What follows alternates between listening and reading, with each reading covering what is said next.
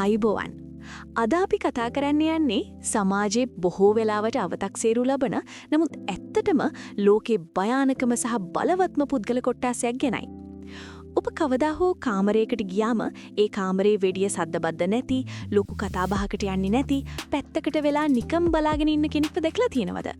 සමහර විට ඔබ හිතුවා වෙන්න පුරුවන් එයාට කියන්න දෙයක් නැතුව ඇති, නැත්තම් මෙයා සමාජයට බය ඇති කියලා. නමුත් මම ඔබට කියන්නම් ඔබ එතනදි දැක්කේ අයිස් පරේක උඩ කොටස විතරයි. කට වහගෙන හිටියට මේ අය ඔක්කොම දන්නවා කියන මාතෘකාව යටතේ අද අපි දිගහරින්නේ ඒ ගැඹුරු නිශ්ශබ්දතාවයේ සැගවුණු බලයයි. මේ ලෝකේ ගොඩාක් අය හිතන් ඉන්නේ ශක්තිය තියෙන කෑ ගහන කෙනා ළඟ, තර්ක කරන කෙනා ළඟ කියලා. ඔව්, එයාලටත් යම් හැකියාවක් තියෙනවා. නමුත් සැබෑ බලේ තියෙන්නේ ප්‍රතිචාර දක්වන්න කලින් හොඳින් සවන් දෙන කෙනා ළඟයි. මේ නිහඬ පුද්ගලයන් හරියට ගැඹුරු මුහුදක් වගේ. උඩින් බලනකොට හරිම ශාන්තයි නිසලයි. නමුත් ඒ ගැඹුර ඇතුලේ මොනතරම් විශාල දේවල් සැගවිලා තියෙනවද කියලා දන්නේ ඒකට බැහැලා බලපු කෙනෙක් විතරයි. ඔබ දන්නවද සාමාන්‍ය කෙනෙක් යමක් දිහා බලනවට වඩා 100 ගුණයක් තියුණු විදිහට මේ නිහඬ අය අවට නිරීක්ෂණය කරනවා. ඕන් බලන්නේ කෙනෙක්ගේ වචන දිහා විතරක් නෙවෙයි. ඕන් බලනවා ඒ වචන පිටුපස්සේ තියෙන හැඟීම්, ශරීර භාෂාව සහ නොකියන කතා දිහා. කණ්ඩායමක ප්‍රශ්නයක් ඇති වුණාම හැමෝම කෑ ගහලා තමන්ගේ මතය කියද්දී මේ නිහඬ කෙනා කරන්නේ ඒ හැම මතයක්ම එකතු කරගෙන ප්‍රශ්නේ මුල හොයාගන්න එකයි. අන්තිමට හැමෝම මහන්සි වුණාම මේ නිහඬ කෙනා ඉදිරිපත් කරන එකම එක විසඳුම මුළු ප්‍රශ්නෙම විසඳලා දානවා. ඒක තමයි ඔවුන්ගේ භයානකකම. ඔවුන් ක්‍රියා කරන්නේ හැඟීම් මත නෙවෙයි, පිරිසිදු බුද්ධිය සහ නිරීක්ෂණය මත.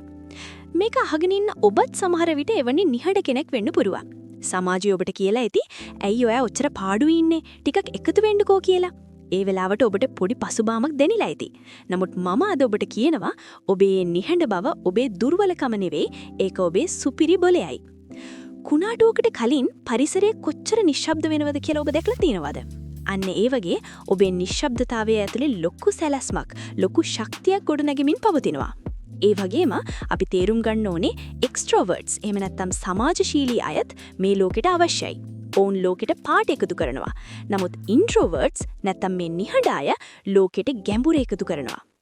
එකිනෙකාගේ වෙනස්කම් අගය කරන්න අපි පුරුදු වෙන්න ඕනේ. නමුත් කවදාවත් නිහඬ මිනිසෙක්ව සැහැල්ලුවට ගන්න එපා.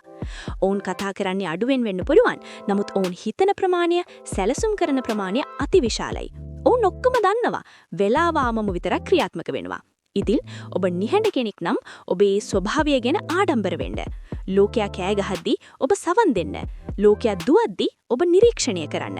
මොකද අවසානයේදී මේ ලෝකයේ ලොකුම වෙනසක් කරන්නේ නිහඬව වැඩ කරන මිනිස්සුයි. ඔබේ නිශ්ශබ්දතාවය බලවත් ආයුධයක් කරගන්න.